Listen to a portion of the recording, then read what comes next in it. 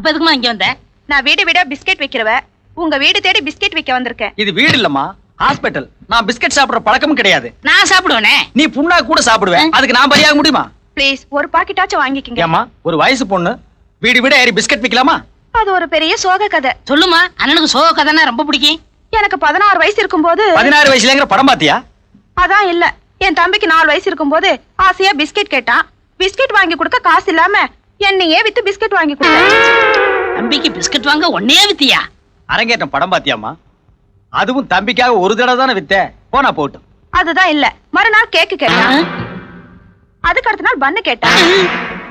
இப்படி தினமும் என்னையே வித்து ஒரு சின்ன பேக்கரியே வச்சு கொடுத்துருக்கேன். இப்ப பேக்கரியே தம்பி பாக்குறான், பிசினஸ் நீ பாக்குறியாமா? ஐயோ அம்மா தாய் குலமே, உன் சோக கதையை கேட்டு என் மனசே இழகி போச்சு. எவ்வளவுன்னு சொல்லு தர்றேன், அதை எல்லாத்தையும் அப்படியே வச்சுட்டு போமா. அண்ணே, மேல 50 ரூபா போட்டு இந்த பொண்ணையே